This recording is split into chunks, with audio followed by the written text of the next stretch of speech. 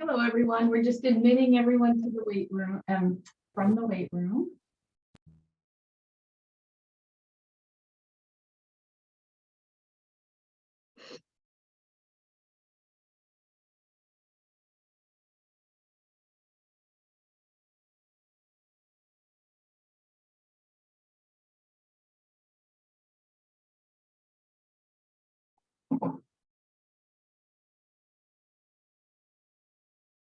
We'll give it like another minute for people to jump on.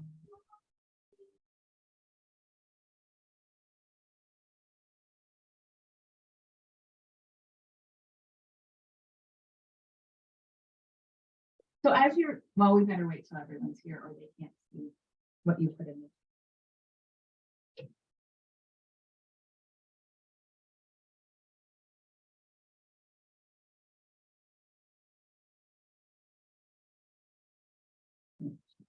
Email, make sure nobody's having any trouble.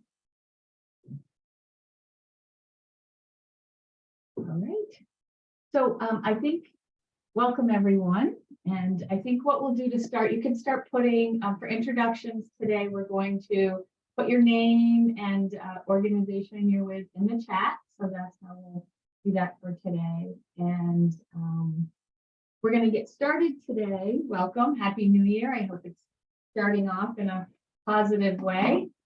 And we're going to get started today with Beth, just kind of reminding us, you know, about our role and the goal that is essential to this committee. And then we're going to jump into our guest speaker is Katie Northey today, and she's going to share results from the early childhood preparation pathway study that she collaborated with Let's Grow Kids on. And then we will have a follow-up to the conversation we started in December around multi-tiered systems of support and that project that's in Vermont, and then just have some updates at the end. So if you want to kick us off, that would be great. For those of you entering, if you just want to add your name and your organization in the chat, that's how we're going to do introductions today. We have a pretty full agenda. Awesome. Good morning, everyone. It's good to see you all. Beth Truzansky, Deputy Director of Building Bright Futures. Many familiar faces here. So for those who have been around the table, this is a refresh. But, you know, Building Bright Futures maintains a multi-level network to really capture both what is working in the field, working with children and families, and also where the gaps are, right? And then being able to elevate those gaps, ideally, to the people who can make some changes. So this committee is part of that network. So we have 12 regional councils. We have 6 other VCAP committees like this one, which is kind of like issue specific, but addressing statewide on the statewide level. So the Early Learning and Development Committee is one of 2 committees that is tasked with monitoring and stewarding goal 3 of the Vermont Early Childhood Action Plan, which is to support children and families having access to high quality opportunities that meet their needs. And when we talk about opportunities that meet their needs, we are talking about really that whole gambit of services. From it could be from home visiting, it could be early care and education, it could be pre-K. It can be kind of mental health services. So really thinking of that pretty broadly. And so that's been some of the work of the committee over the last year, is to look at what services families need. How do we define quality? What does access look like? Trying to use data to be able to have that discussion. So it's great to have you here and to be part of the committee. We do have membership, but the meetings are always public, and we've been trying to record them and share them. And I have to say that the regional managers that I work with have continued to share the recordings because there's such important information shared. So recording. There you go. Anything to share? Yes, and I will say also, I had some people have to decline at the last minute and wanted to make sure we were recorded. So I think they are very useful when you can't make the meeting, especially in topics that are particularly interesting to you. So we're going to turn it over now. Sherry, I'm having trouble hearing you. I don't know if you can get closer to your microphone. So I'm going to have to, Jen said the same thing, and that's usually, can you hear me now? Okay.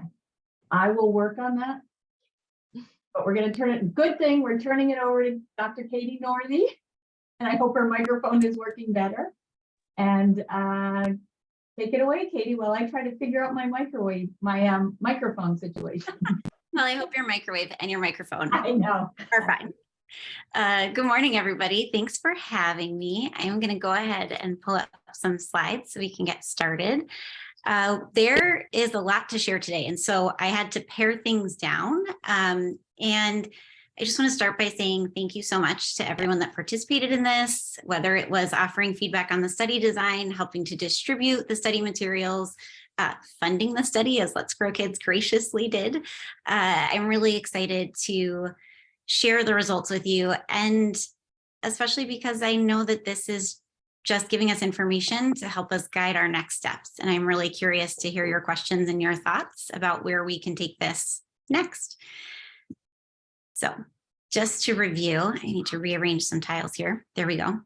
The purpose of this study was to actually gather information about students' experiences so that we could, as stakeholders, whether it's advocates, policymakers, preparation programs, or researchers, improve the preparation opportunities in Vermont to improve the pipeline into the early childhood field and better support the early childhood workforce so that all students could be successful. Throughout this presentation, I'm going to use early childhood. That is inclusive of early childhood education and early childhood special education. The study has many, many findings, but the ones that I think really rise to the top are which supports help students successfully engage in their preparation programs, the challenges and barriers that they encountered on their preparation journeys, and that the status and the well-being of the early childhood field in the workforce actually affected students' early childhood preparation experiences. We asked students how they thought the preparation system in Vermont could be improved, and the study really captured the richness of students' ideas across program types. And today, we don't have enough time to go through all of their ideas. So what I am going to present to you are an overview of the supports that they believed helped them, some of the challenges that they encountered, how the status and well-being of the early childhood field and the workforce affected their experiences. And then I'm going to present kind of the overall findings of the study and my recommendations for things that we should be thinking about. So this study collected data first through a survey that was administered last spring to students in early childhood preparation programs. To protect their personal information, the study had to be distributed through someone that was working in their preparation programs. So I had to really trust that my colleagues at other institutions were going to distribute this on my behalf. So we have estimated that the number of early childhood preparation students in Vermont may be around 900. That number is difficult to pin down because institutions don't always want to share that information, and it's difficult to get an exact number. So that is something that has been identified as a data gap that we are going to continue as researchers in the state to address. So if about 900 people, we hope, received the survey, we had 94 people respond. And these were completed surveys. And the survey gathered their information about their experiences in their early childhood preparation programs, their future goals for working in the early childhood field, and their demographics. After some initial analysis of that data, I identified 20 students that I thought would be information-rich cases. And they attended focus group interviews with me, which were held virtually. And I asked them more about their experiences in their preparation programs and their ideas for improving our system. The idea behind gathering data in this mixed methods way, where you have quantitative and qualitative data, is to use the survey to get the breadth of understanding, and then use the qualitative data from the focus groups to gain depth of understanding. And I think it worked very, very well. I put some information about the data analysis on this slide. Not sure many people are interested in that, but as a researcher, I felt I had to do it. So there it is. So For the study respondents, we had 94, and the median age was 22. The age range was pretty vast, ages 16 to 65, but the majority, more than half, were 22 or younger, or half were 22 or younger. The sample was mostly white, 5% identified as BIPOC, and some chose not to answer. The sample was mostly female, 94%, although we did have some male students and an androgynous student. When we look at their time in the early childhood field, if we think about the fact that these students are in preparation programs, you can see that the majority have gotten involved in the field in the past 5 years or in the past 10, right? So these might be students that have an interest in joining the early childhood field, but may have only encountered it through their preparation programs for the first time or are returning to continue their education. So students represented a variety of programs, mostly bachelor's programs, then associate, then apprenticeship, certification, or non-degree. A few students were from technical programs and a few students were from master's programs. 70% were attending an online program. 78% had a program that specialized in early childhood education. You can see that there are also students who had a mix of early childhood and special education, or just early childhood special education. And the fewest number were early childhood and something else, whether it was elementary, physical education, art education, but some sort of blend. The majority of the survey respondents were full-time. And you can see the breakdown for whether they were in non-degree or degree programs. 36% were part-time, 19% received financial support. So that financial support came from a variety of scholarships, and we're going to come back to that in a little bit later, because it turns out that was a very important support for students. The time that they spent in their program, the majority were in their first year last spring and this past summer. So these are students that were newer to the program, their preparation programs, but there was variety there. From the overall survey respondent sample of 94, we had 20 that participated in focus group interviews.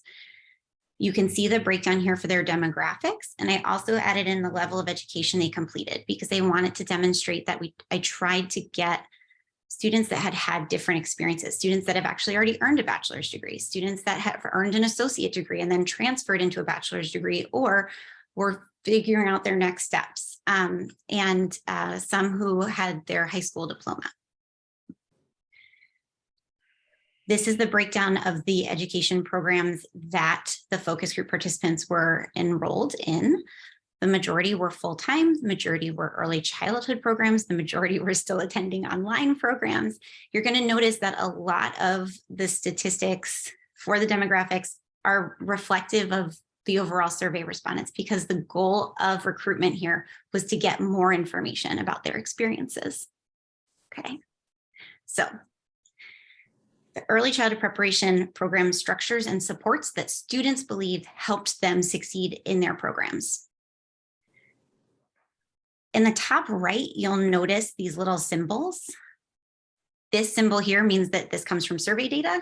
This symbol means that it reflects focus group data. So in this slide, there's data here from both sources. Okay, so the majority of students agreed or strongly agreed that the structures of their early childhood preparation programs were meeting their needs. When we talk about program structures, we're talking about the aspects and characteristics of the program that actually shape how students experience it, when courses are offered, the modality of course offerings, the faculty that are hired, right? Are they full-time, part-time? Those types of things are part of the early childhood preparation program that really affect students' experiences. In terms of this survey data, as I said, the majority is strongly agreed or agreed. Part-time students were more likely to view their early childhood preparation program structures favorably. This might reflect the fact that the majority of part-time students were attending online programs. These are going to be the most flexible. They're going to really kind of cater to students' needs, and that might be part of that. Overall, students felt that the program structure was working for them, and they felt that the advisors and faculty were particularly important. So when we're talking about advisors, we're talking about academic advisors. These are people that help them select classes, help them when they run into difficulties in their coursework, And then we're talking about early childhood faculty. Students valued faculty and advisors that were knowledgeable about the early childhood preparation program, the institutional requirements, and that they were able to address students' concerns. Having advisors that were knowledgeable about early childhood preparation program specifics were particularly important for students in the early childhood workforce going back to school. They needed to be able to trust that the academic advisor they were working with really understood the nuances of the program. Students also wanted their advisors and faculty to be informed about the early childhood field more broadly. This meant the policies and practices that were going on in the field so that the teachers could keep the learning current. It also meant that they wanted these individuals from their early childhood preparation programs to be knowledgeable about funding opportunities, about things that were happening in the field, professional development opportunities. Students also valued programs' relationship-based orientations and the sense of community that they had. They valued peer connections. They also valued their relationships with early childhood faculty because they felt that when you had meaningful relationships with faculty, it made their academic experiences easier, more successful. It gave them more supports. These people became trusted individuals that they could go to when they needed help, whether it is in the field or in their program. Students described how they stayed in touch with faculty members after courses had ended, how they reached out for their expertise, how communicative and supportive they were. Some students mentioned almost using academic assignments as therapy to kind of process what was happening to them in the field, which again is going to lead to a recommendation about maybe thinking about getting some more supports for the practicing workforce.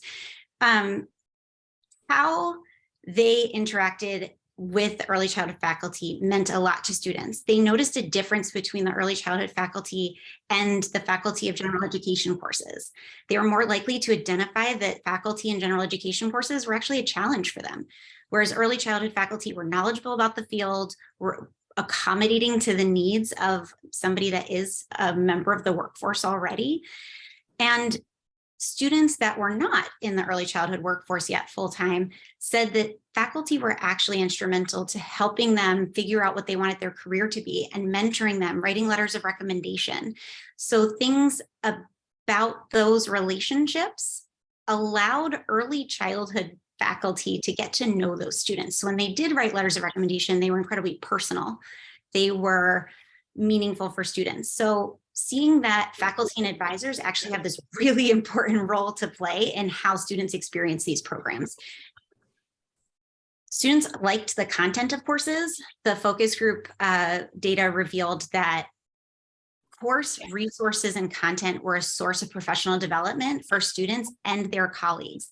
For students that were members of the workforce, they actually took what they were learning and distributed those resources. They talked to their colleagues about it. There was a lot of information sharing. And so they said they most appreciated when course content was relevant to their needs in the field. It reflected recent research and opportunities for learning. And the same was true for students who were not yet in the early childhood workforce. They wanted things to be relevant because they're going into the field. They want information about trauma-informed instruction. They want information about behavior management and best practices.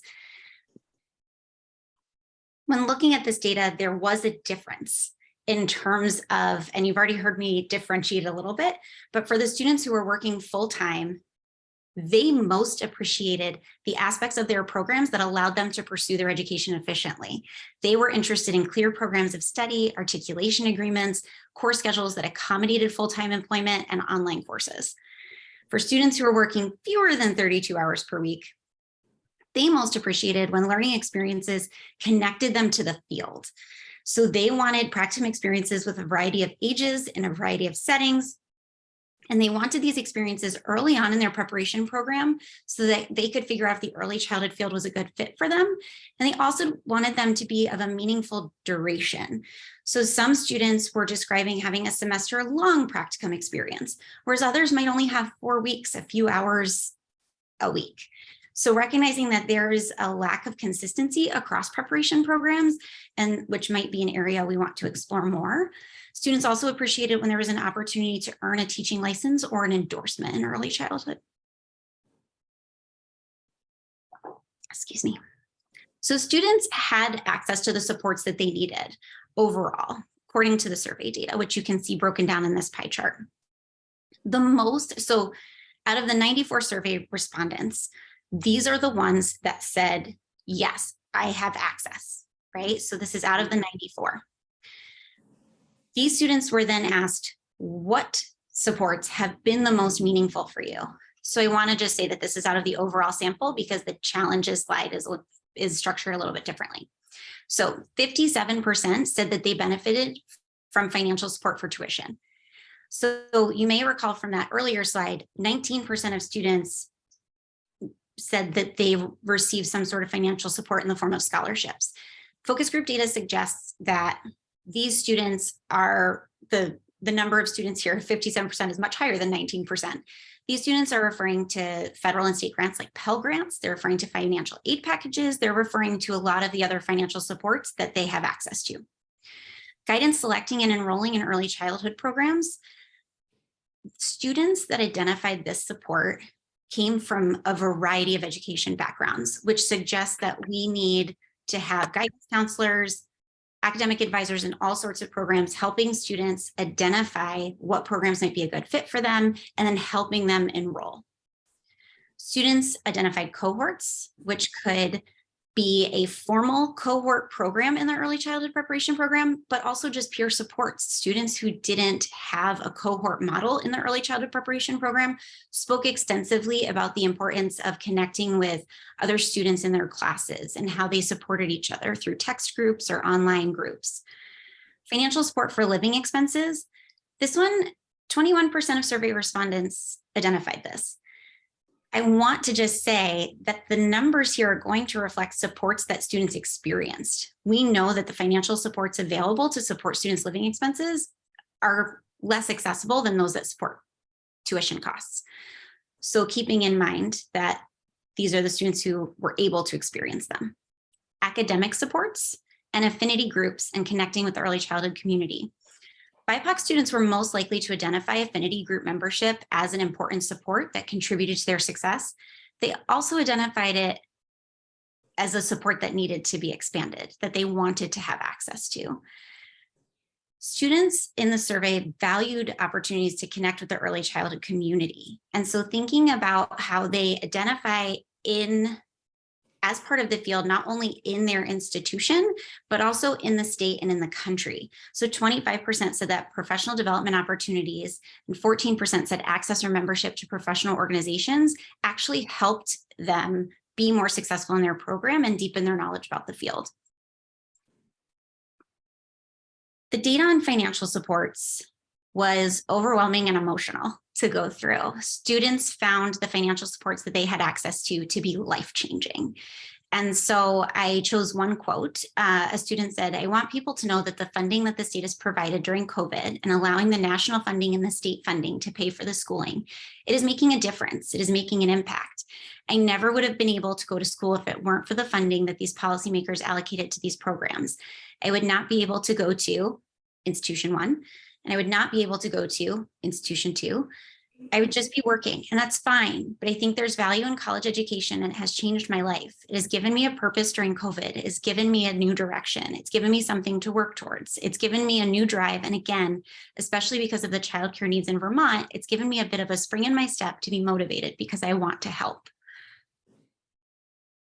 So when we reflect across the focus group and the survey data, themes emerge related to recent opportunities and supports. Students praised the easier application processes compared to prior initiatives. They praised the increased application supports. When students said, I was worried, it looked complicated, but I put in my application and I was just going to wait and see how it went. And they talked about how someone contacted them and led them through the process and gave them one-on-one support to answer all of their questions and have, other opportunities at their fingertips. And students, they were overjoyed by this, and they also felt that these recent improvements were more helpful because they didn't only provide students with funding opportunities, but they created a system of supports that students needed to help them through this process. Students appreciated that the funding opportunities for tuition costs and living expenses had been expanded to include more types of early child preparation programs. Specifically, the bachelor's program came up a lot. they felt that there was an increased availability of coursework. There were more courses being offered, and these were being offered more frequently. They felt that there was an increased availability of online coursework. And they felt that there was clearer communication of early childhood preparation program requirements and increased articulation between early childhood preparation programs. So for some students who participated in the focus group, they described working towards their associate degree for the past 9 or 10 years and how they never received a piece of paper that said, here's your pathway, here's the courses you need to take. And if you want to transfer into a bachelor's program, think about these courses specifically. And so they were seeing these new resources and thinking what a wonderful thing they were for the new people coming through this, and also feeling a bit frustrated. So I just want to celebrate a lot of what we've done, because I think it is having an impact in the workforce and for all students enrolled in early childhood preparation programs. However, there will always be challenges. And so thinking about the challenges that students encountered, 46% of survey respondents said that they had experienced a challenge that made succeeding in their early childhood preparation program difficult. These students, the 43 who had said yes to this question, were then invited to share more about that and identify which challenge specifically. So here you can see the number of students who identified this challenge as something that they encountered. And this column is the percent of students who had answered yes as part of the challenge versus overall compared to those enrolled in non-degree, and the same for degree programs.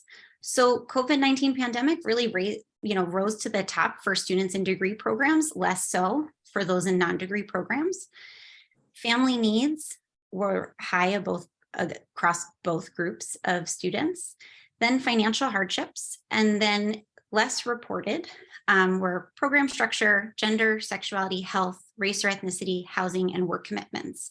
The asterisks here are, they let you know that these were challenges that students wrote in.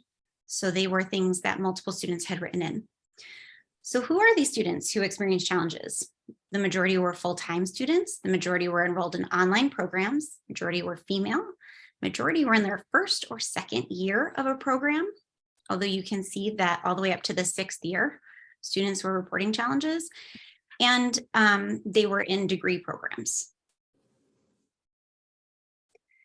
Financial hardships was the one that rose to the top. So using the focus group data to expand what we learned in the survey, early childhood preparation program costs. Some of these were institutional. Some of them related to the cost of getting academic transcripts. And tracking down academic transcripts was very challenging for students. For students who had taken advantage of prior initiatives to take free early childhood coursework or reduced price early childhood coursework, some of the institutions that had provided those courses had actually closed. Students had to track down transcripts as far as like California. When they finally did that, the cost of all these transcripts added up. They would then get their transcripts evaluated by institutions who would say, oh, you have so many classes, this is wonderful, but actually there's a cap on how many credits you can transfer in. So students had to take duplicative coursework. They had to, there were things at the institutional level that ended up costing them money. And they were anxious about non-refundable enrollment fees because a lot of them had a lot of anxiety about going back to school. Then there were costs associated with the early childhood preparation programs themselves. These included costs associated with field experiences. So laboratory fees, which were fees that institutions charged when students were engaging in a field experience. So these would just kind of show up on their bill, unexpected. The cost of textbooks, the cost of first aid training, the cost of fingerprinting, the cost of clothing that was appropriate, and the costs of transportation. Students described how engaging in these programs, especially in a time when field placements seem to be difficult to find, they're having to drive or commute or find rides further and further from their institution. They described fingerprinting to satisfy multiple settings in early childhood due to a lack of communication at the state level between the systems, meant that sometimes they had to be fingerprinted multiple times within a year, and they had to cover the cost for that. One of the things that struck me when I heard about these experiences was that there's variation across programs. Some early childhood preparation programs are making attempts to cover some of these costs and some aren't. And so that was something that was frustrating for students. Student teaching internships caused a lot of anxiety. For students who were in the field full-time, already employed, their anxiety about having to give up their job to do a student teaching internship sometimes prevented them from applying or pursuing early childhood as a content area. We as preparation programs should be doing a better job to explicitly say, you can do this in your place of employment. I think it would help counter some of those anxieties. That being said, most students were not eligible to do this in their place of employment. The same was true for practicum placements. There's no consistency across programs about whether a student can do a field experience in the place where they are employed. For student teaching internships in particular, students across programs were anxious when they needed to leave their jobs about giving up their employment for a year. They were worried about their job security. They were worried about the cost of not working. Students then knew that they would have to also have part-time jobs. They were worried about their ability to be successful in their preparation program. So this is an area where students need a lot more support. There are also costs associated with tests and exams, particularly Praxis 1 and Praxis 2. These costs added up because the students in the focus groups spoke about how intimidating these tests are and that they actually had to take them multiple times. And so this is something that can actually be a barrier for students who want to go towards licensure. And that's something that we should think about. There was cost to students due to a lack of knowledge about available financial supports.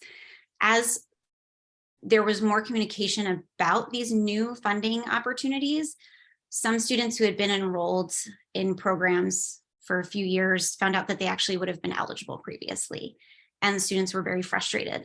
There were focus group students who described having to split the cost of every class that they took with their parents, and while they were very thankful for that, they said, my family and my parents have gone into debt and struggled so I could have this education.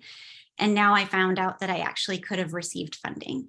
And so thinking about how we can better support these students, acknowledge that, yep, that was a very difficult experience, and we're going to do everything we can to help you kind of cross that finish line. The financial supports that relied on reimbursement were difficult for some students. Some students were, they described, having to borrow money. Somebody described having a colleague of theirs who actually couldn't register for a course because she couldn't afford the textbook. So thinking about these things and the challenges they cause students. Something that emerged from the findings of this study really focused on the status and well-being of the early childhood field and the workforce. The students perceived that there was a lack of respect for the early childhood field. It affected their desire to advance their education, and for many, the low pay of the early childhood field made pursuing or continuing their education feel unattainable. There was emotional labor involved in working in the early childhood field. The students described challenging behaviors, staff shortages, all of these things that affected whether or not they could put their full effort and time and energy into going to school in addition to working. So when we think about these things, it's important to just identify them as a context and a backdrop, specifically thinking about the experiences of students working in the early childhood field full-time. The field shaped whether they decided to enroll in their preparation programs. This came down to whether they needed to in order to stay qualified for their job, and whether they had motivation and a pathway mapped out by a leader that they had access to. So a few leaders described having access to a leader who encouraged them, who said, actually, you know what, the next step for you professionally would be to go to school. Let me help you map that out. And so that was a really positive aspect. It turned out that early child leaders were pivotal supports, especially for students that worked in early childcare opportunities, right? So center-based opportunities specifically, these students described all of the efforts that their supervisors and directors were making to set them up for success. This quote says, "My bosses have been really helpful. And I think the one thing that they've done really well is making sure that our classes are a priority. It's never, we're really tight today. I know you have this program that you've been putting your all into, but I'm not going to get you that leave time this week." It really has been, okay, unless we are all sick and down and out and we have to close the doors, you're still getting your leave time. You know, I've had my directors who are extremely busy with other things. They run a center for a lot of kids and they're like, okay, I'm going to cover an hour and somebody else is going to cover the other two, but you go right now. Just get your stuff done. Do what you need to do. How else can I support you? And I think that's been huge for me because they want to succeed and they believe in me so much. For the students that were in childcare centers, they described the powerful motivation and support they got from their leaders. When those students were in focus groups with students that worked in public settings or were in family-based childcare settings, those students described feeling isolated. There was this teacher in a public school who said that she felt like she was on an island. And so thinking about the equity issues that are emerging here in terms of who in the early childhood workforce has support and who is not getting access to that. For students who are not working in the early childhood field full-time, the status of the field and their perceptions about the lack of respect that early childhood garnered really made it difficult for them to decide between pursuing early childhood or elementary education. So that was something that they described having to make a very intentional decision about. They described having to justify it to their family members. They described having to navigate pushback from peers. They said that it was difficult and they worried about their future. The low compensation and inconsistent expectations for early childhood educators meant that they worried about whether this was a field they should go into.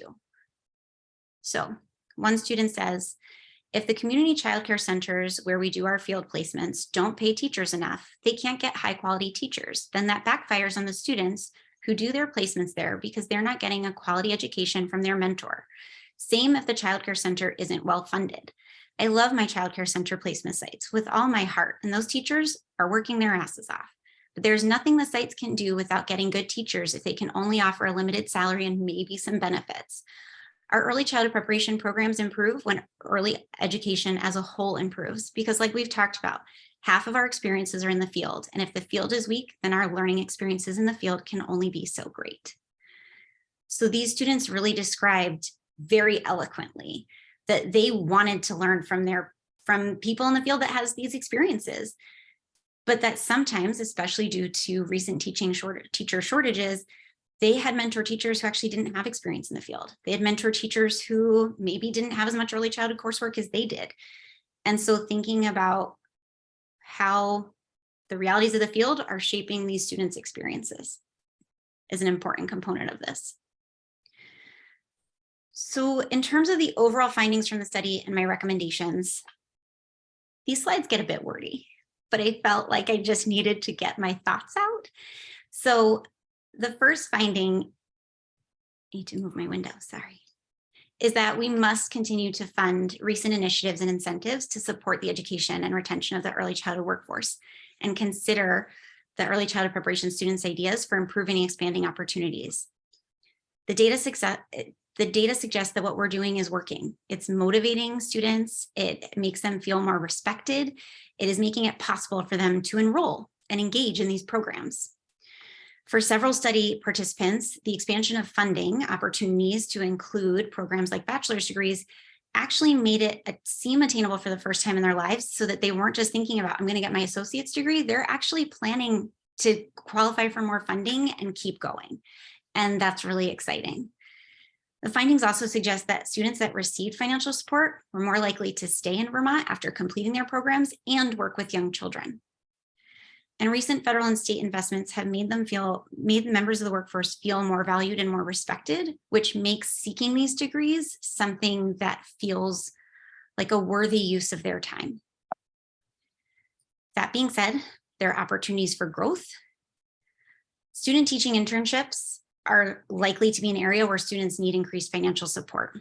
especially when students can't complete their internship in their places of employment. Field experiences are causing financial challenges for students. And due to system inefficiencies, students reported having to pay the cost of fingerprinting multiple times. Funding to cover these costs should be allocated and distributed in ways that do not negatively impact students' financial aid packages. Students suggested creating local community lending libraries of early childhood textbooks that are used in early childhood programs. They specifically referenced Community College of Vermont and the Vermont State University system as often needing the same approved texts over time, and wanted to see if they could be added to libraries or local centers because they were often referring their colleagues to reading these same resources. And so that's just something to consider. Additionally, students in early childhood programs were very honest about the academic struggles that they encountered in their general education courses and fears about passing Praxis 1 and Praxis 2 exams. These students, this can give them additional costs to their journey or actually prevent them from pursuing licensure. What we're seeing now is that the state is actually becoming a little bit more flexible about the Praxis requirement, but students still need to try to take it, and it's just a cost that they need help with. However, in addition to thinking about the cost, it would also be very exciting to me if we could create some sort of hub for tutoring, academic supports, and maybe Praxis tutoring that anyone in the early childhood workforce or an early childhood preparation program could have access to. The early childhood field and the early childhood preparation system are interconnected and in need of simultaneous attention and supports. Our early childhood preparation system will improve when the early childhood workforce in Vermont is well prepared and well qualified.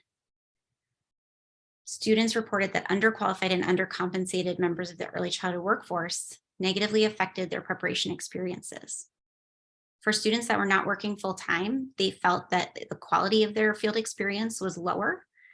They felt that the low compensation, the lack of benefits, and public perceptions that working in the early childhood education and care settings requires little training left them feeling like working in an elementary school is the only realistic choice for their well-being.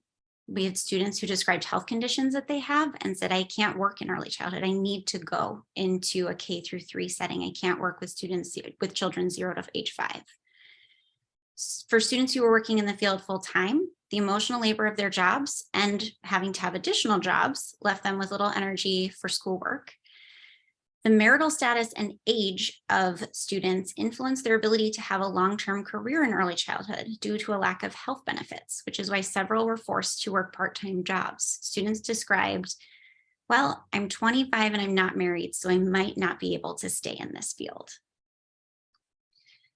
The members of the early childhood field need access to mental health supports. Students described using class assignments and early childhood professors as therapists and as avenues for processing what they were seeing in the field. While metacognition is really important and we always want to engage all of our students in reflection, as an early childhood professor myself, I would just like to say I am not qualified to provide counseling and mental health supports at that level. And I want my students to be successful.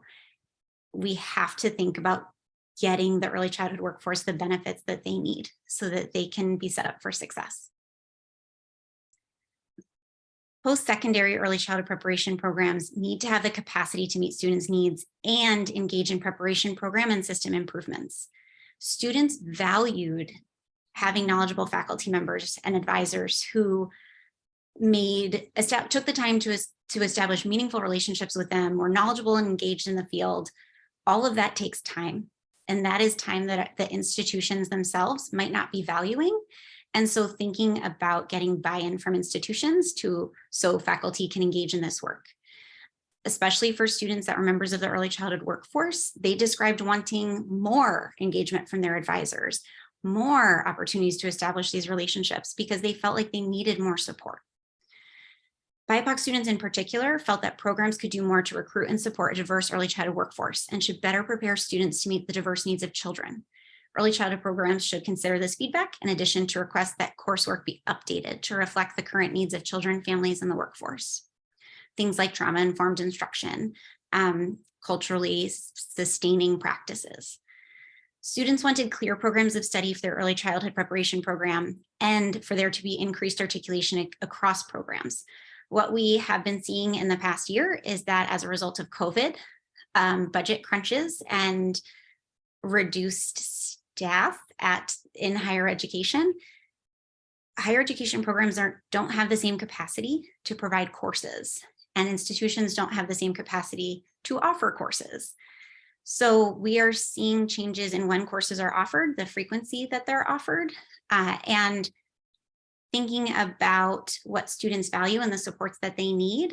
Some of the program articulation that I personally was engaged in less than 18 months ago has now shifted, and making sure that we have a plan to keep these articulation agreements and program alignments up to date so that the students who are earning that associate's degree right now can actually transfer those courses in. Post-secondary institutions should examine and consider waiving transfer caps and transcript costs for the early childhood workforce. And state and early childhood system issues should be streamlined to address inefficiencies because the work of early childhood educators and early childhood preparation students crosses auspice. They should not have to navigate the logistical and financial burdens of these systemic issues. Finding 3, the early childhood workforce is at the nexus of improving Vermont's early childhood preparation system. When we have a well-compensated and educated early childhood workforce with specialized training in early childhood, we will increase the quality of our preparation programs. When educators engaged in post-secondary education, findings suggested that they shared resources and discussed their new understandings with colleagues and applied their learning in their classrooms. Their educational experiences directly benefited the children, families, educators, and preparation students in their early childhood settings. What we're seeing is that the early childhood workforce is going to shape the quality of those preparation students' experiences, the quality of the education that children and families have access to, and the funding of preparation programs. Many members of the existing early childhood workforce have years of experience in on-the-job training and professional development. We need to develop preparation pathways that honor these experiences. By assessing early child educators' competencies and identifying the coursework or credit-bearing professional development that will help them gain the knowledge they need while working towards earning their degrees. Creating early childhood preparation pathways that give students credit for prior learning will demonstrate the skills and abilities of the existing early childhood workforce while also shortening the time and cost of their education, benefiting children, families, settings, and early childhood preparation students. Students in the focus groups described wanting early childhood preparation programs to do more to support the workforce. And some of the ideas they came up with included designing some of these credit-bearing professional development opportunities. So findings suggested that early child education and care setting leaders have been integral support to motivation and just educating and meeting the needs of their early childhood educators who are attending early child preparation programs. However, not all ECEC setting leaders are able to provide this mentorship support, which creates an equity issue within the field. So we should develop strategies to honor and better support those that are mentoring early childhood educators, while also thinking about how we can provide mentorship to the other early childhood education and care settings. And whether that is something centralized, whether that is regional, however that works. Study and focus group data suggested that students, especially those that were members of the workforce, wanted to be more connected with the professional organizations and educators that were enrolled in early childhood preparation programs. They wanted to connect with each other. They missed when they weren't out of class, having those connections and conversations. So just recognizing that there is some sort of need and desire to have some sort of local mentorship or peer supports. Students suggested adding an intermediary learning opportunity that was more rigorous than professional development and would involve some skill building to help prepare students for college level coursework.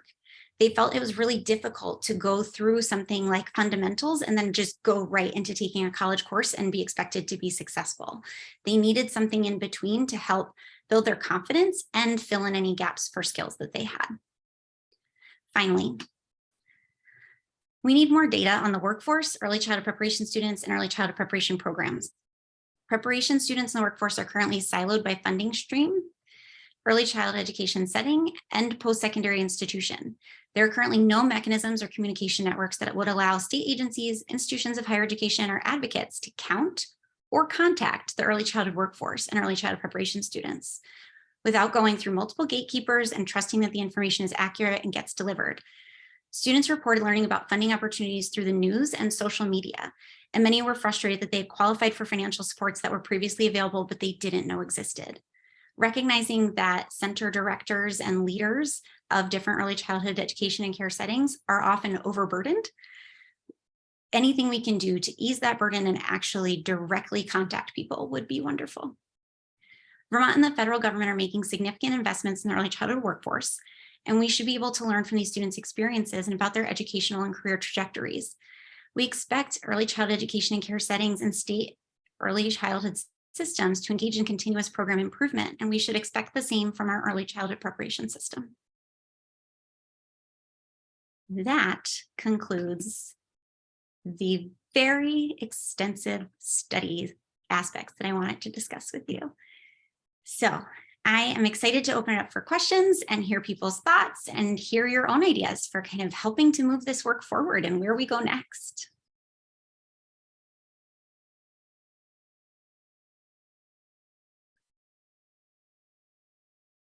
Looks like Becca has a question.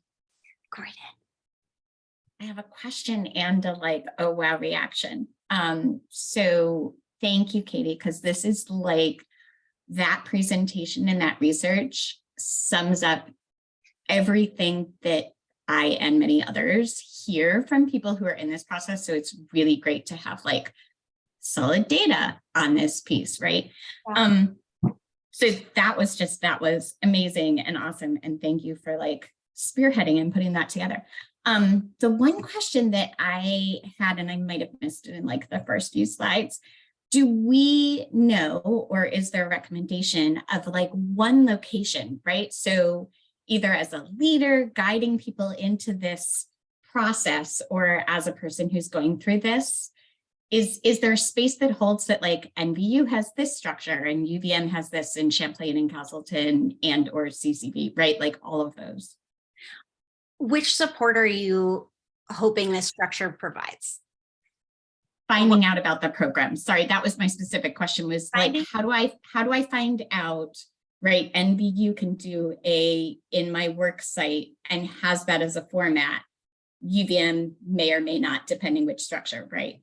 I think there are resource advisors currently, and I think students mentioned that VSAC in particular was, they gave them credit for, you know, helping them find every scrap of funding support that they might be able to benefit from. In terms of, I don't think there's a centralized structure, and I think it is falling on academic advisors to know the articulation agreements and the structure of programs. That being said, I would just like to again emphasize that higher education is experiencing what I believe might be unprecedented amounts of turnover, and programs are changing very quickly as a result of turnover and as a result of funding constraints. And so this is information that needs to be kind of gathered and then continually refreshed and disseminated. I know there's been talks of, let's identify these pathways that are out there and let's make graphics and visuals that we can distribute. I know some of that has been done for specific programs. It would be amazing to have higher education programs coordinate and collaborate to create something like that. But having somebody as a centralized support or mentor that knew that information would be an incredible resource for students. And for some of them who feel like they got a bit burned by past initiatives, it would help them trust the system that they could really actually engage in these opportunities and be successful. I just wanted to chime in a little. I definitely agree with everything Katie's saying. I think the depth that you're asking for, Becca, I agree that there isn't something that exists. I think that like the Northern Lights Resource Advisors can absolutely help with that sort of initial, like a small amount of that information and guiding people toward which kinds of programs have a lot of opportunities online versus on ground, what kind of prerequisites you might need to have sort of getting started. But I want to echo Katie. I think that the need for something with a much deeper dive. Now, this could be something that PPD and ELD sort of suggest that the resource advisors kind of lean into, like I'm really open to that conversation for sure. I do think that's one resource that's available to us that we could talk about kind of what's the right role for them to play and where, you know, where could they support the particular needs here. But yeah, I just want to. I would also like to add that our early childhood preparation system in Vermont is pretty small, you know, compared to other states that have hundreds of institutions.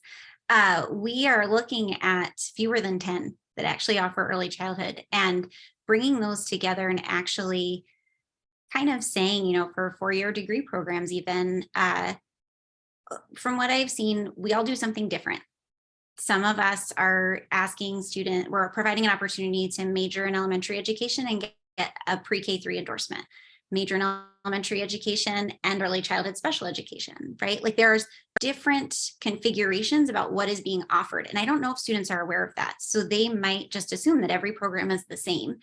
And one of the great things about our preparation system currently is that our programs have been collaborative. We haven't been in competition with each other, but a lot of that is because we do different things. But I'm not sure how much of that people are actually aware of.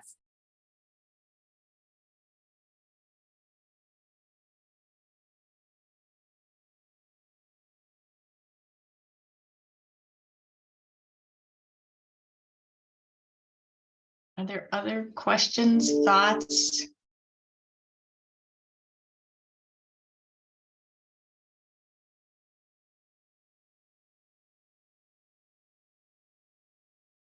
Is there anything that surprised you? It's very validating. I think Alyssa alluded to that. And one of the things I wanted to ask Paula from Vermont AYC is, I think one of the findings was about these other expenses that are not covered, you know, it's not academic tuition funds. And you know, I have read the full draft report, and like they go into great detail, and you know, sometimes it's like they needed 4 transcripts and every one of those cost them $7, and that is like a hardship, honestly. So I'm just curious, I think there's a fund that's going to start or starting at Vermont AYC that is going to make some of those other expenses eligible. Do you have any more information on that at all? And I'm putting you on the spot without. That's totally fine, actually. The education gap grant is what you, I think, are referring to. There is a little section for it on our website and contact information. It is by the program at this moment is by referral only. And so when I get a student, like I've had a student that was like, hey, I want to go back to school, but I can't afford a laptop and I need to take online courses. And so I referred this person to, actually it came from a Northern Lights resource advisor, and I helped them connect them to the contact for that program. And so there is that, which can help with, it's up to $1,000. And so it is exactly for those kinds of things. For Teach specifically, we've had a lot of conversations about praxis fees, specifically for our licensure students. Those are consistently a barrier for students, especially those students who've had to take it multiple times. And so that's definitely on our radar. A lot of those things, like Teach doesn't cover an enrollment fee for an institution, and that's something that can sometimes be, you know, the first barrier right out of the gate for students. And so that's also a conversation that we have about, you know, a gap grant policy, or and these things can interact. And that's sort of really important too, is that one of the other barriers is that funding can't sometimes overlap in some ways. And so having some funding that can overlap and interact was really important. So you sung to my like heart, Katie, when you spoke about tutoring.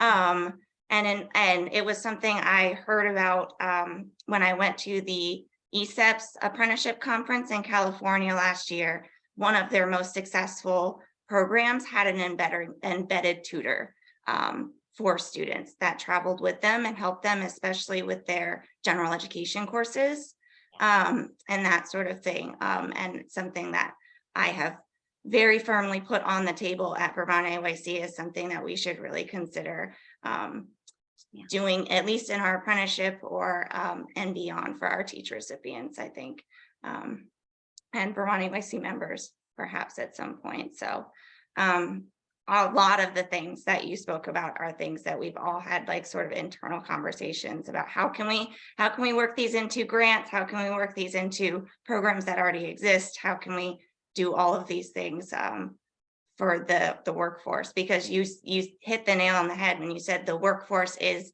the leaders in the workforce are going to create the quality system and the quality education programs that we need. So again, very validating stuff. I felt very seen, as Alyssa said, through the whole presentation. So thank you for all your work. And it's so great to have some data behind all of these ideas that have just been created. So thank you for all your work there too. Thank you. Thank you, Paula. Cynthia has her hand up. Thanks, Sherry, and apologies. My tech is glitchy today, so I have to be off camera. But Katie, your comment at the end about, our early childhood preparation program system in Vermont is relatively small, and yet you also mentioned that it's also fairly diverse. And I can see those things as being both positive in a systems-oriented perspective and a challenge. And I was just thinking about, there are so many moving pieces in your study, but is there value in, sort of taking a look at some of these chunks, like particular fees or, praxis exam preparatory type programming, and across the varied early childhood preparation programs, right, the colleges and universities, thinking more systemically about, is there a way to pool resources, to address some of this? So it doesn't fall on systems outside of the higher ed group, if you will, to sort of address some of these, including, I think, even, I'm really curious, having worked on articulation agreements in the past, thinking about all of these transitions and changes and how that might change this information, this study information, even in 3 or 4 years, right? If preparation programs change. So I'm just trying to think of, are there some solutions that are sort of process oriented that might help in the long run if multiple preparation programs sort of bought into whatever that process solution was? That's a really big question, but well, yeah, I think there might be 2 questions. So the first question is kind of about like institutional solutions to problems, and the other is like cross-institution collaboration. I'm going to address the second one first. So I've been in facilitating a group of a subgroup of the Vermont Early Childhood Higher Education Consortium, which has representatives from different early childhood programs in our institutions of higher education. I've been facilitating a subgroup to really look at how can we support and implement the NAEYC unifying framework? Like, how does that framework, and if we choose as a state to implement it, affect higher ed, and what can we actually start, what ducks can we get in a row? So I would say from the fall of 2020 until this past August, very active engagement across institutions. This September, no one volunteered to continue. And it is not about a lack of desire, it is a lack of capacity. Just in the past 3 years, the early childhood program at UVM has gone from 5 people down to 3, and next year someone's going to take a leave, so we will have 2 people. When we think about the amount of money we're putting in to support these students and get, go to school, we need to make sure higher ed actually has the people to deliver the courses and to meet their needs. So again, all of these systems are connected. So there is an interest in these institutions of higher education, early childhood programs. We are interested in collaborating. We are interested in, making these articulation agreements and thinking specifically about the programs. Because you're right, if you do a certain set of courses as part of your associate degree, that might get you more mileage at one program than another. And so having the institutions come together to think about that and to make resources that clearly communicate that, or maybe cause them to reflect and say, hey, we should offer something else, that all takes capacity. And right now, we don't have enough to actually meet those needs. So the first part of your question is about what can we do within institutions? Gathering this data is emotional, and analyzing this data is emotional work, because you are forced to really confront the realities of this industry that you're a part of. And I left some of those focus groups and was emailing people in the system like, what do you know about this? Is this true? What's happening with this? And it made me go to my own institution and say, if the cost of transportation is such a burden to students that they stress about it, they take part-time jobs, they borrow money so that they can get to their field placement that we are requiring from them, what can we as a program do to actually fund this? Tackling that problem from an institutional level brings up equity across education programs. Why does early childhood get that and not secondary? Why would early childhood get that and not middle level? So there's a barrier there. The other is that I heard anecdotally that a dean from the College of Education and Social Services that predated me and my time at UVM actually looked into this and wanted to give every student like a gift card of like, here's a GAF gift card. Here's, like, go, this is going to cover your costs. She tried to tackle this and it messed with students' financial aid.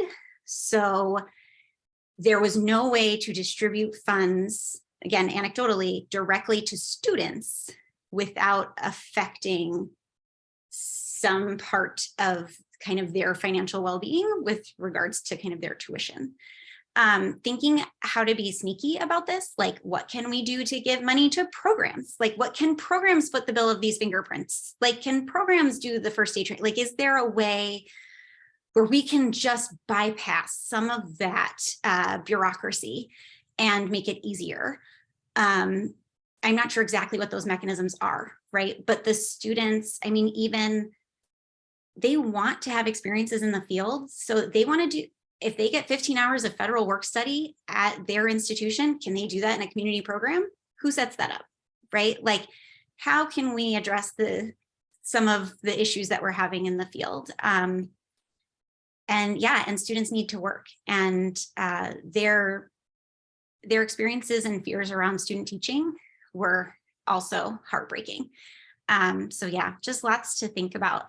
There was one student who detailed her bill for student teaching, and she was, I'm paying X thousands of dollars to work full-time, uncompensated, and then have to work part-time to go, it's a lot.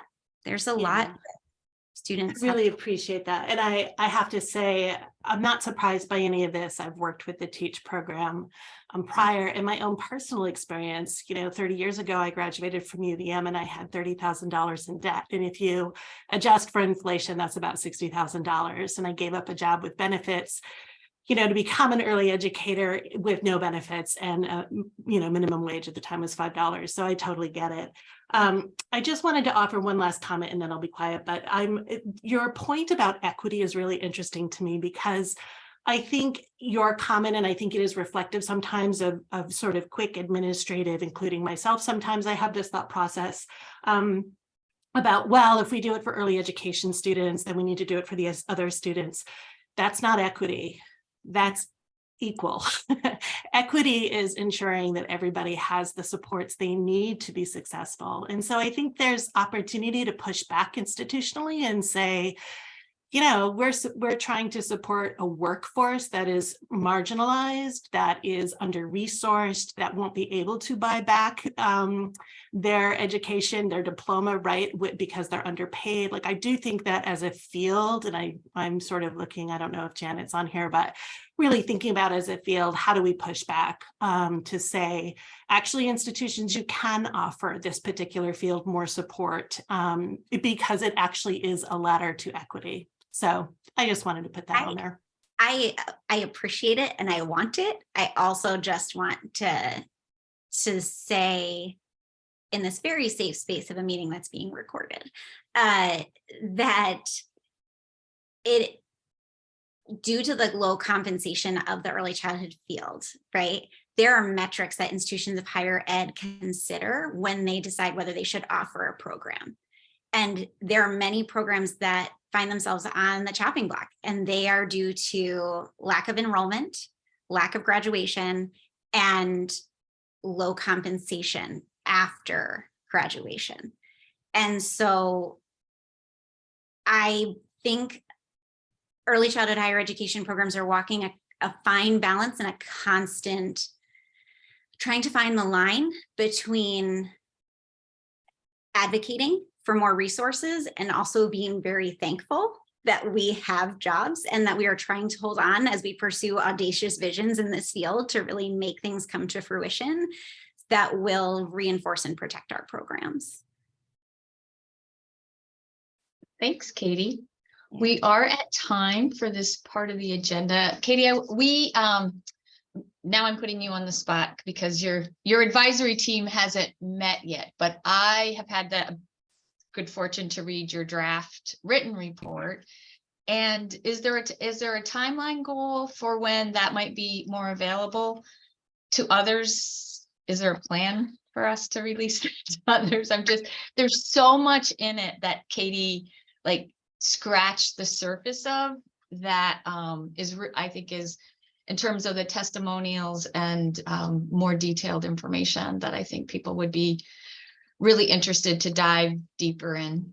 Yeah, my plan is to meet with the LGK advisory team and get guidance about how to shrink it because the report ended up being a little bit like a dissertation. It's 94 pages, single spaced, and is chock full of findings and quotes. And I did this to me. I'm the problem, it's me, as Taylor Swift says. And I want to find a way to reduce it so that it is actually useful for people. And I look forward to speaking with you more, Sherry, about how the best way to do that, whether it's like multiple briefs or some sort of something. Great. Thanks, Katie. Of course.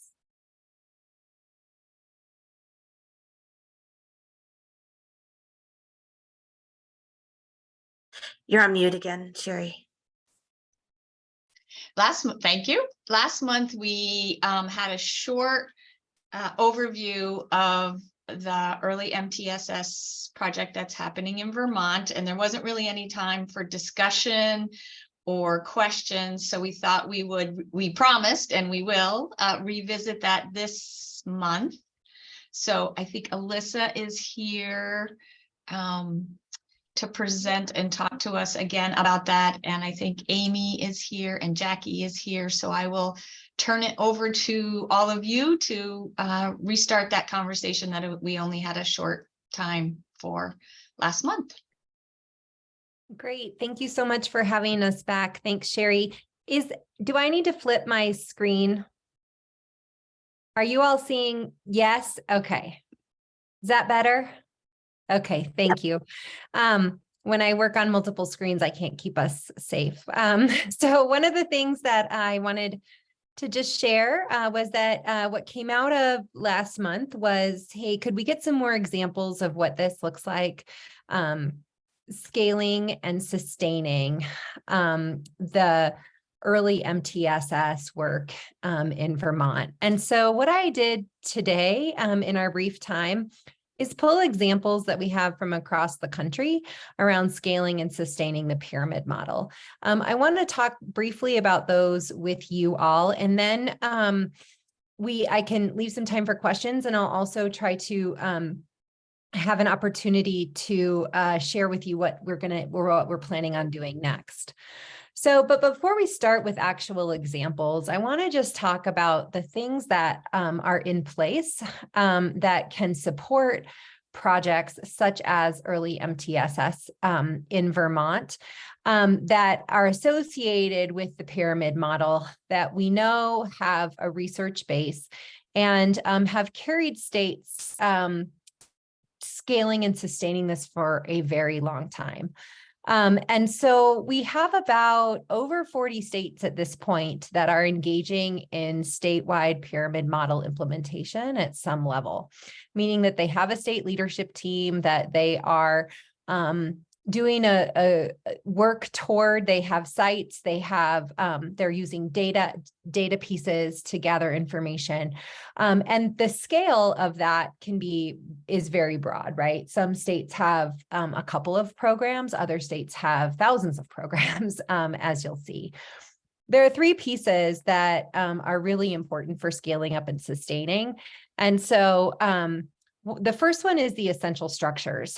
And that is, again, these are all based in implementation science, but those essential structures are the things that we know that when they're in place systemically across the entire system statewide, that they really reinforce success and scaling and sustainability. And so I'm going to show you a video here in a minute that talks about those four structures. And we talked a little bit about them, I think, last time as well. But they are sort of a state leadership team or a group of cross-sector state folks. They're a network of coaches that support with implementation. So in this case, currently, that is Pyramid 802. The third is that there are implementation sites that are doing the work. And that is also in place with for year one with a second cohort starting in year two. And then the fourth is that there are data and evaluation systems that support with decision-making and close a lot of feedback loops. The second sort of recipe, ingredient in the recipe that we know is important is the consideration of implementation science and the stages that are there. So not everybody is in the same place, whether it's an agency at a cross system level, whether it's a program, whether it's a coach, that we really have to consider where folks are and be thinking about, even if someone is in an exploration phase where they're really trying to understand what's happening, we have to think about what is it going to take to make them sustainable, or to make that agency sustainable, or to make that site sustainable. And the third is a number of resources and tools that have been developed over time to help with some of these pieces. Okay, I'm going to go now to a video that I am really hoping the sound works on for you all. And it's a very short 5-minute video that features North Carolina. This was a presentation that was done at the Global Implementation Science Conference in 2021. So this was featured internationally, where there's a group of people talking about implementation science, whether it's related to early childhood or healthcare or higher education. And so I'm hoping that this will work. And that we'll be able to share, that you'll be able to sort of see how this comes together. And then I'll show you some more examples. Implementing an evidence-based practice can be organized hang into on. 4 essential Sorry. support structures to provide the Let me leadership, training. reshare my screen this way, and I think then that will work. Share screen. Can you see this? Okay. This application necessary for successful implementation. These 4 essential support structures are a state leadership team, a professional development network of program implementation coaches, implementation and demonstration sites, and data and evaluation systems. National, regional, or state systems that are organized to include the 4 essential structures can provide infrastructure needed to implement and scale supports and strategies that promote more equitable and just early care and education environments for young children, especially for those children who are historically marginalized. The Statewide Implementation Guide is a free online implementation guide available on the National Early Childhood Technical Assistance Center website. The guide includes tools, materials, and examples that can be used to provide the essential support needed across implementation structures. By leveraging these essential support structures and corresponding tools to implement and scale the pyramid model for promoting the social emotional competence of infants and young children, systems make progress toward outcomes for equity, such as confronting and dispelling implicit and explicit biases, improving advocacy for young children and families who are often subject to biases, and informing changes in policies, practices, and systems through advocacy. The pyramid model is a tiered framework of evidence-based practices to promote healthy social emotional development and address challenging behavior in children birth through 5 years of age. These practices and the tools developed to implement them promote more equitable early care and education environments, especially for young children who have been historically marginalized. Developed about 20 years ago, the pyramid model is being implemented in over 25 states in the US and several other countries.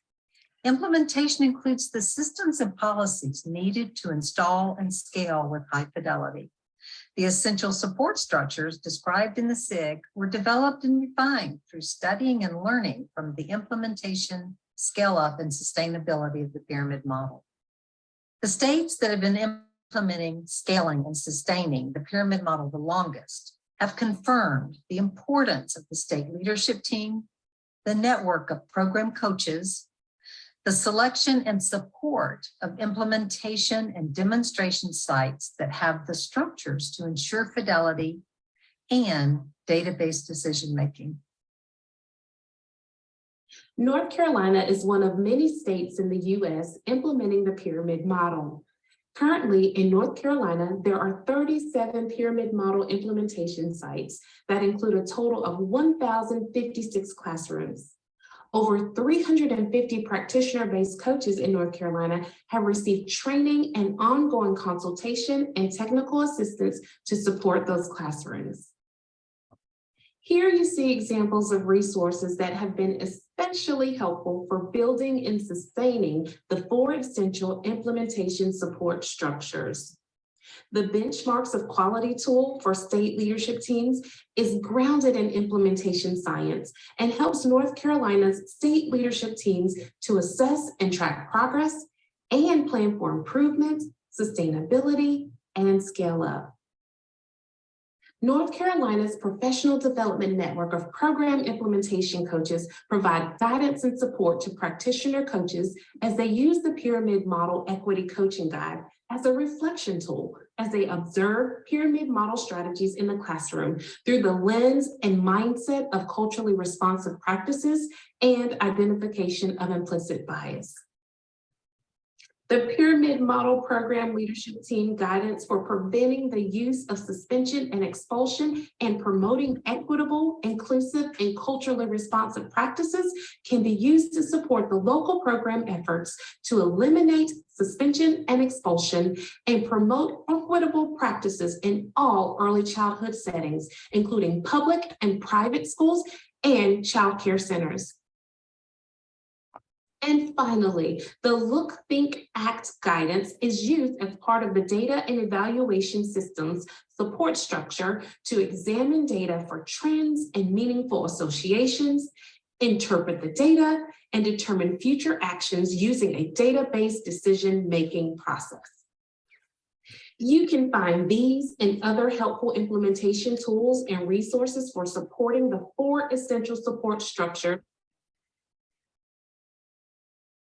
Okay, before I move on, I want to go ahead and just pause there for a moment and see if there's any conceptual questions about when we talk about scaling and sustaining up the Vermont Early MTSS process.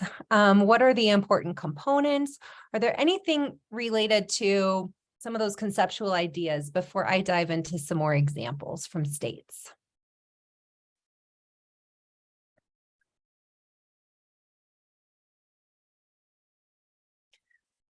Great. That question will remain open for you to unmute, raise your hand in the chat. I'll keep watching it if something occurs to you while this is going on. I will say that in implementation science, again, we are really thinking about what's happening later on down the road, 5 years down the road, 7 years down the road, 10 years down the road, when we're looking at the very first steps that we're taking. And so scale up and sustainability are part of what are part of what it is that that is done in every state in which pyramid model is implemented in projects similar to Vermont Early MTSS. Okay. So I'm gonna go now again to, nope, sorry, I have too many screens open, I think. Let's try this one. Yeah. Let me close out of this and try again. My apologies for the delay. I bet this, there we go. Okay. So let me make this larger. Is that good for everyone to see? Thank you. Okay, so one state experience, North Carolina, they've been doing this quite some time. They have a joint Department of Education and Child Care, Department of Human Services project that has been in place for quite some time to continue this effort. I want to share with you now a couple of other examples from states. And what I'm going to do is work through some examples related to the essential structures that have shown how this has been expanded in states over time to large level sustainability. The first thing I want to share with you is a state example, and you can see that I have put photo credits for each of the states that I have featured here in this PowerPoint because I'm happy to connect you with any of these states. They're great partners, and they would be happy to talk to Vermont and really talk about what they've done in their states, knowing that every state context is somewhat different. So Washington State has been at this work for a number of years, 3 or 4 years, and they have designed sort of this partnership model that really shows the bidirectionality of the entire system, right? So we know that our ultimate outcome are children, right? Children and families really sit at the bottom, and how do we improve outcomes for children and families? And then as you move sort of up that, we also know that there's work around community partners, staff, and then that's where they have families, but that next sort of level of impact. Then there's a couple of levels of coaching. The first one is related to practitioner coaches, which are those that work in the classroom and or in the environment and support providers. The second one is an implementation coach. So that's that second essential structure. They're called program coaches in Washington. Other states call them process coaches. Other states call them external coaches, implementation coaches. But those coaches really support programs to do this work. So it's not about the practices as much as it's about the processes that are in place to build capacity within programs and allow them to expand. The program coaches work very closely with that next level, which is the program-wide leadership team. And those leadership teams really are comprised of directors, administrators, practitioners, families, community members, who are all deeply invested in moving the work forward and really making it a critical part of the community. In Washington, they have implementation specialists. So those are folks that help around the state regionally. It's a large state. It's a geographically diverse state, and it's a generally diverse state. And so those implementation specialists help more regionally to hold knowledge, to do trainings, to do all of the work that that is required to build out from these smaller implementation sites. And then finally, the Washington Peer Model State Leadership Team is composed of all of the folks, representatives, and decision makers from agencies that will support this work moving forward. So again, this is just their conceptual sort of how do we bring this to life across all of the systems. All right, now let's get into some of this. I talked to you last month about the state benchmarks of quality, which is something that the state leadership team is going to start here very quickly. This is just some data across a couple of years. The photo credit here is from Idaho. This is part of their annual report that sort of shows their growth. Like as they look at what are those benchmarks that show at a state level, how much are we doing across agencies to move social emotional support, early MTSS, pyramid model forward? And you can see that in a matter of 2.5 years, they moved from all of these indicators that are not in place, we're just not doing that, to really building toward most of those in place. And some of those are we're continuing to refine and make improvement on. So these are the types of data that really show and demonstrate, okay, over time, as we continue to meet, as we continue to move this forward, this work is very meaningful. This is another photo credit from Washington, and this really helps, these kind of data help to show what implementation coaches or program coaches, those coaches that are working with programs to look at processes, really how are they spending their time, right? And over time, what we're seeing is a shift here between sort of how are program coaches using their time, in what areas are programs needing support. So these data are really important, right? Because what it says is, this is what different programs are really needing support with. And that's wonderful data for decision making and helps to think about what are all the different areas, what's the type of site, what's the area they need support in, how much support do they need? And we can start to gather all of this information and use it in our decision making. So you can see here that some teams are really needing a lot of support related to what does it mean to pull together a leadership team? Other teams are like, whoa, we just need some pretty significant behavior support. And then other teams are really around how do we refine and support practices within each environment. I'm not allowed to tell you who this photo credit is from yet, but soon. Because this is very new data from a state. So what the TPOT, the Teaching Pyramid Observation Tool, is the tool that we use to look at around what are the evidence-based practices and how are they being implemented. So this is a series of childcare sites, 13 childcare sites in this state. And when the TPOT was done a year ago, winter of 2021, so December or January 21 or just January 22, it was done. And what they looked at was, what is the fidelity to certain practices? What's the overall fidelity to evidence-based practices? And then it was done a year later. So given all the supports, given all the coaching, what sorts of results did we see? And by and large, what you see here is a ton of growth across the sites, right? So what we are learning is that training, coaching, ongoing support in the classroom and with the program is making a difference. Now, there's obviously places where that wasn't the case, right? And so that can be for a myriad of reasons.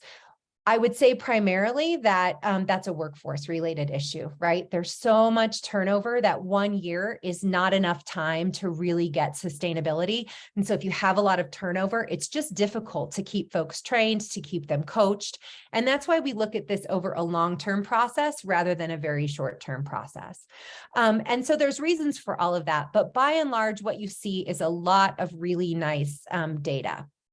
Here is a similar, and I'm sorry for the blurriness of this, I had to blow it up from an email, but this is from Mississippi, which again is a state that is implemented primarily in childcare. Well, it's a mix of childcare and public preschool, not unlike what y'all are doing in Vermont. And what you see here are, on the left-hand side, what you see is the administration, the first administration of the TPOT, and then a year later, the second administration of the TPOT. And in the left-hand column are all the different practices related to the TPOT. So responsive relationships, collaborative teaming, all of these things that are measured in the TPOT. And so you see that the growth between the administration in 1 and the administration 2, right, is about 11% when it comes to supportive relationships. And so I think it's, and then you see the same sort of growth over time, but Also, what you see is some more stagnant areas, right? And so they're able to sort of say, all right, well, this is what we know we need more support in. And that helps to build that sustainability over time. I'm super impressed. TBE is teaching behavior expectations. 1% of they were at about 1% of fidelity to practice. Like these are the things that you should be doing, and they were able to extend that to 25%.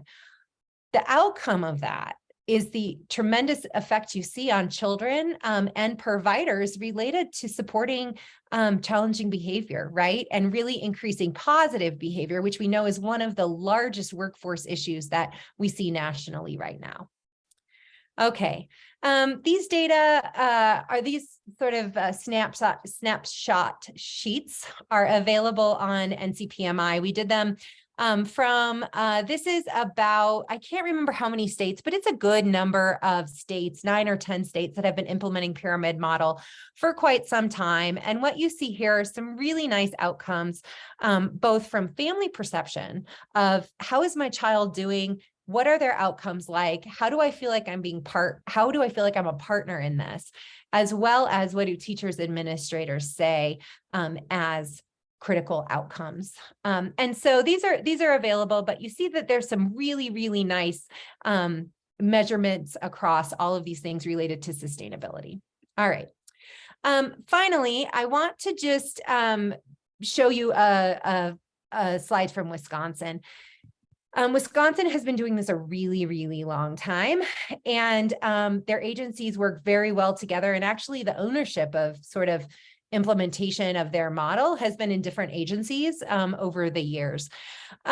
This is just a slide that shows a lot of their data, right? Data is an essential structure that we talk about.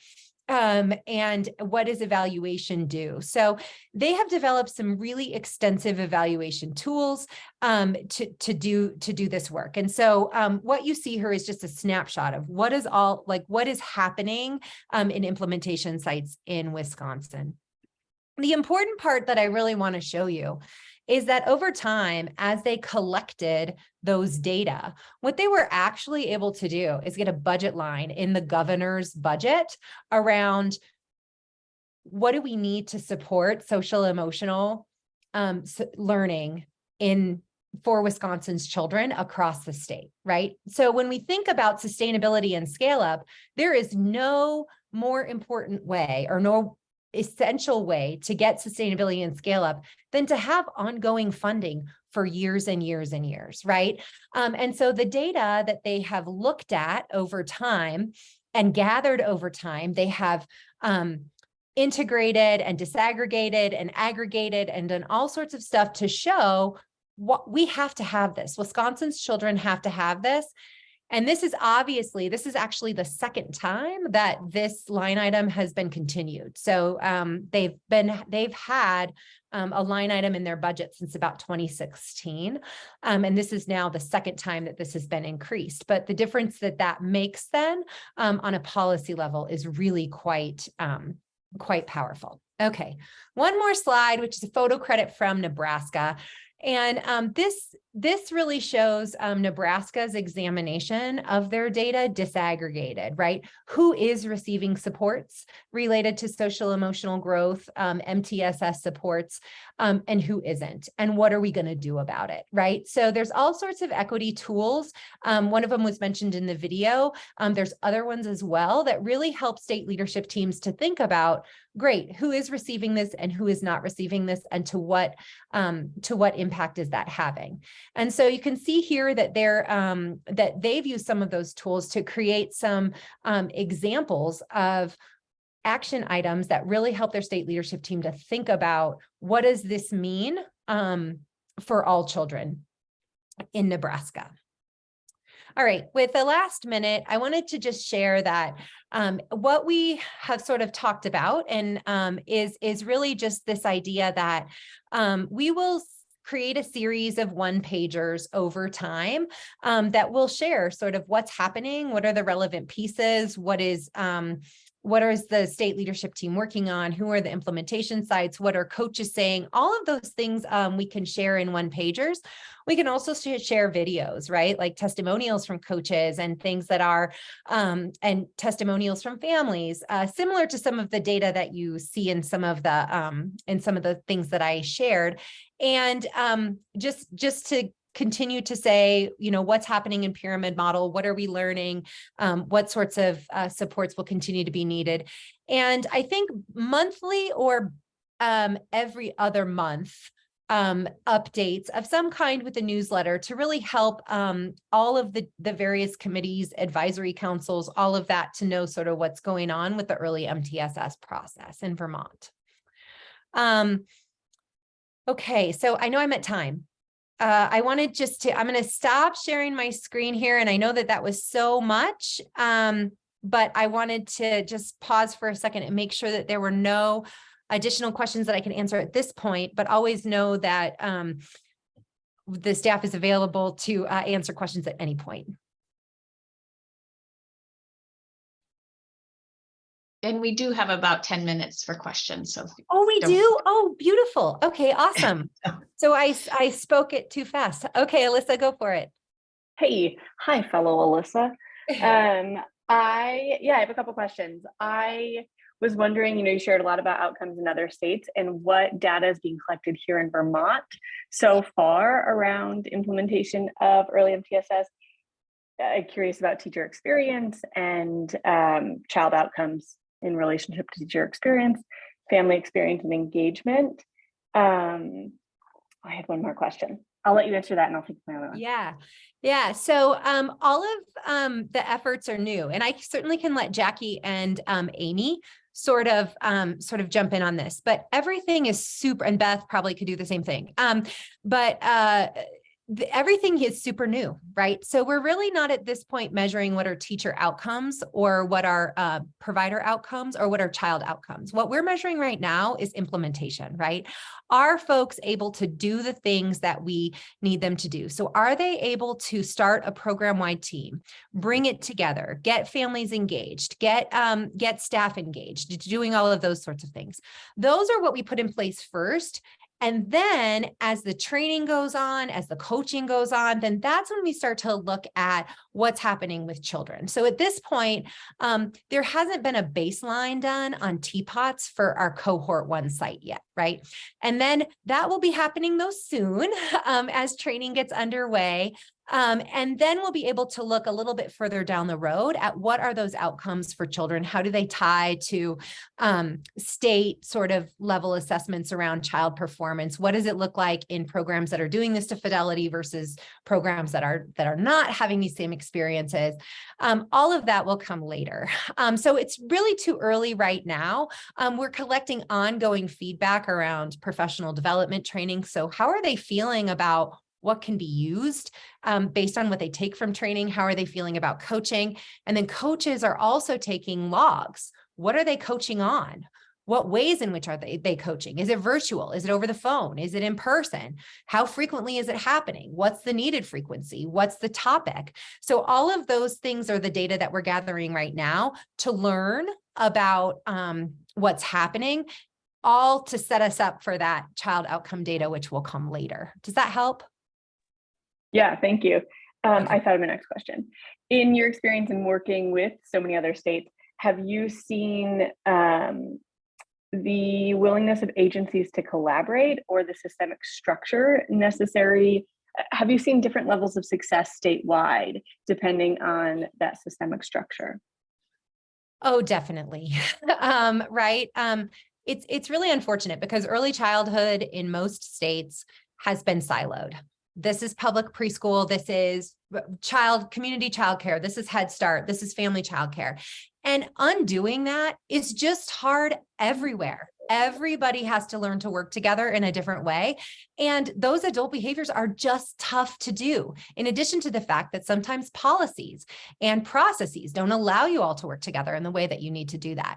And so that is a huge part of what the state leadership team is doing, right? It's really making sure that cross-agency group comes together.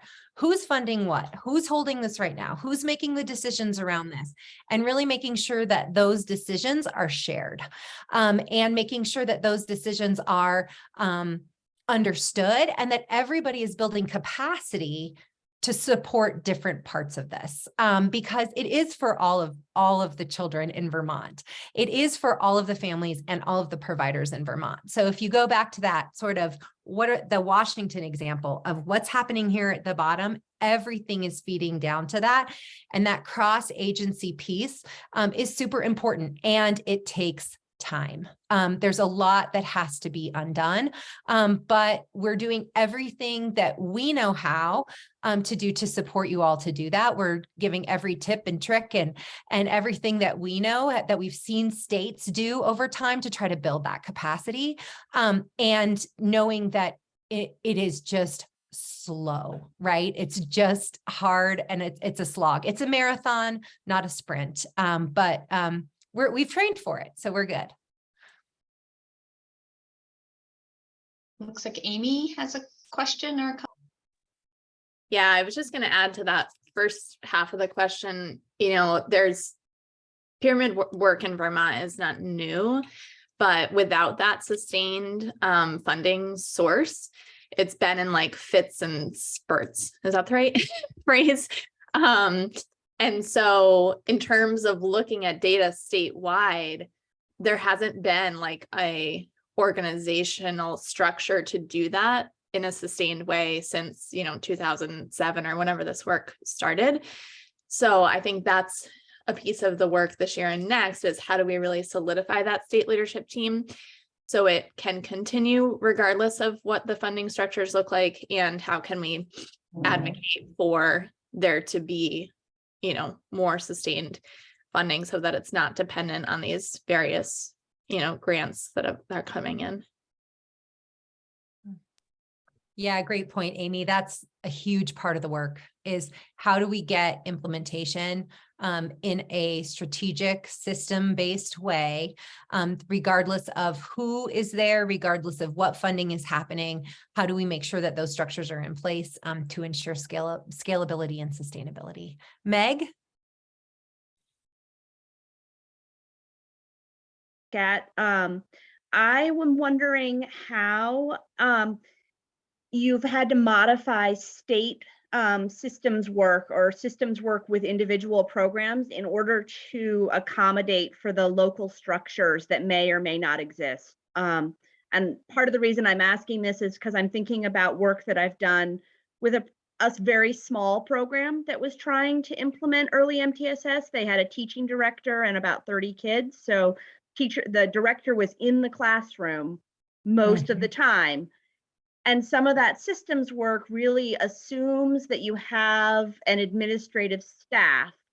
It was really hard for that teaching director to think about how to build those systems in a way that worked for her particular program. And the conversations we ended up having were around regional or statewide systems that she had access to. But I'm wondering, she couldn't build those by herself. So I'm wondering, how do those things kind of fit into all of these pieces? Yeah, so it is out of my pay grade to talk specifically about what Vermont is going to do. And I think these decisions still, to some degree, have to be made. But I will say that in some states, you know, places like family childcare, where it's like, they are, you know, they're their own thing. They have their own structures and limited resources, limited and smaller numbers of kids. What's been done in some states is really cohorted groups of family childcare, right? And even so much as to say that their family childcare cohorted Spanish speaking, right? So all of the things are delivered in Spanish, and there's this like real cultural affirmation and sustainability associated with what's happening. And so they're not ever working individually, but it's a group that way, right? It's a like group that's working together to access those existing structures that are there, and perhaps also funding sources that are unique to family childcare or are unique to one certain sort of type of environment. So, so I think that there's lots of ways to imagine what does that look like. And every state, you know, you're going to learn with every cohort what our system coaches, those implementation coaches, learning about what does it take to do this. And those data become so valuable because you're able to sort of say, what do we need to look to next? What are our biggest areas of opportunity, and what have been the great strengths that we already have in place? Amy? Hi, everyone. I was just going to speak to, because I didn't, Jackie and Beth are the entity that's providing that practice-based coaching and system coaching. So I wanted to let them speak to that. I will say this, that the system inventory tool that was developed, we feel like that's going to be really helpful, because that is created to help either, you know, the whole spectrum, you know, a district-wide early MTSS system down to the family childcare early MTS system, you know, and it will look different, just like Alyssa's saying. I wanted to speak to more of things that we're working on currently in the grant realm. So we currently have two revenues of support for the early MTSS scale up. The first one is the title grant, and I think we've probably talked about this a bit, and that's the one where universal pre-K programs, there's over 400 in the state of Vermont, we're trying to provide access to those early MTSS pyramid model preschool module trainings, and Pyramid 802 Plus, thankfully, has been providing those live webinar trainings. I want to say roughly 180 participants so far since October. And that's very exciting. We will, Pyramid Model Consortium has been very kind in allowing us to place those recorded trainings on their website to make accessible to, you know, anybody in Vermont, basically. And we're talking administrators, educators, support staff, special educators, related service providers that are working in those UPK systems. They can access this at any time, because, you know, we want to try to make this equitable. We know that, you know, people working in public and private universal pre-K programs have varying hours and availability to be able to participate in those professional development trainings. So that is going on. And then, like Alyssa was saying, in addition, we have those 8 implementation sites that are currently receiving that practice-based coaching, and then the system coaching. And then we're bringing on another 10 sites in the fall. So that's exciting. And then we also have the second avenue for support right now that's currently in the works is the state personnel development grant. We did receive that already, and that's going to touch on Part C. So we're talking early intervention and children's integrated services. We're trying to pull them into the mix. They will be receiving the pyramid model training for that age group. And then they will also be receiving coaching. And then Alyssa Campbell, you had talked about, you know, the entities, kind of the greater system working together. And I am excited that for the preschool development grant, we all applied to that together. So that was Agency of Human Services, Child Development Division, Agency of Education, Building Bright Futures.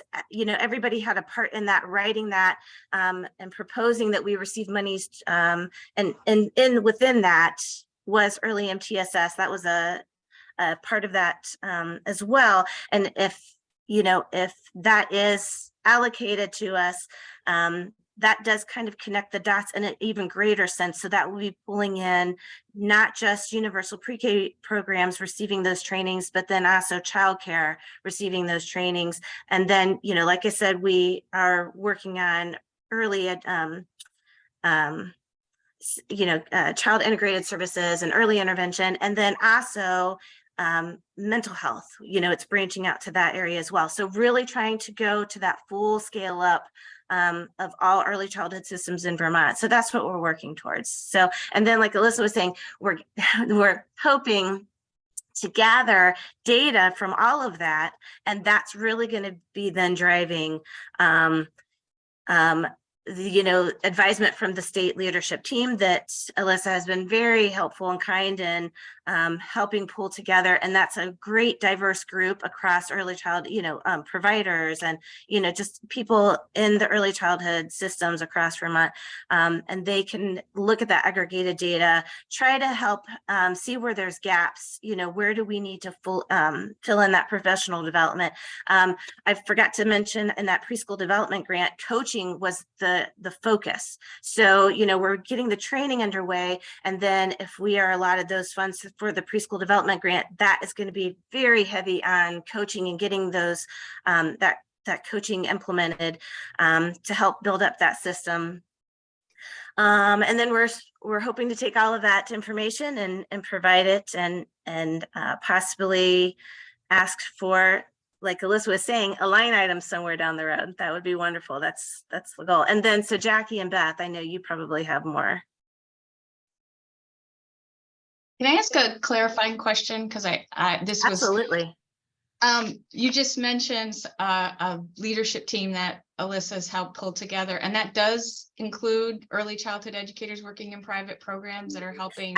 Absolutely. We have people from, well, Alyssa, you can speak to it. We have people from implementation sites, private and public, representing mental health, representing childcare, representing educators, early childhood educators in the public program. Alyssa, go ahead. There's a lot of different. Yeah, I mean, so one of the things, there's families, what we want to make sure is that there's opportunities for voices to be heard throughout. We also know that the state leadership team isn't always the best way to do that, right? I mean, we certainly want family representation and practitioner representation on the state leadership team, and there is, from implementing sites, childcare, as well as public preschool. But also, those mechanisms that are in place at the program leadership team levels that are using the systems inventory, those are so important as well to make sure that information is, getting up and down as needed to be. So there is that representation at the state leadership team, but we also have it in other places as well. And is there opportunity for not only sort of how's it going, but do they have any voice in the design of what's available and how it works for the resources that private programs? Because I know we have to wrap up. I've heard a lot of concern from private community-based programs that the design requires human and financial resources that they don't feel they have available to participate. And then so and I know we don't have time for the discussion, but I was trying to figure out where those voices are being able to plug in to, being a part of a system that will be scaled up and more available. So wanted to just share that. And the short answer, Sherry, is yes. And when there are implementation sites, that is individualized, right? Based on what's there already. What are they doing well? What are their next steps? And the timeline is what can be adjusted based on all of that. So the answer is yes. And all of those things around equity that we really focus on will really help to better set the stage for how do we do that at a larger scale when we learn from implementation sites that are family childcare, that are low resource childcare, that are perhaps in rural areas and have different staffing and administrative and support structures. Well, thank you. Thank you for coming twice to our ELD meeting, and thank you to everyone for being here today. Beth shared, if you did not participate in the State of the Vermont's Children report, there's a link there. The other thing that I wanted to just make a quick announcement about, because we had First Children's Finance here in December, and they have hired their state director, and some of you will know her. It's Erin Roche from Let's Grow Kids, who has worked with Let's Grow Kids under program development evaluation. She's currently the director of operations and development, and she will transition to being the state director for First Children's Finance. I believe January 27th is her first day there. So that program is moving forward, and they're starting to hire some other positions now that they have their state director in place. And thank you all. I hope to see you in February. We've put out some ideas around what the agenda will be. And thanks for joining. And I think, is Becca still? Yes, Becca and I are going to talk about that February agenda. So the rest of you have a great day, and thanks for everyone today.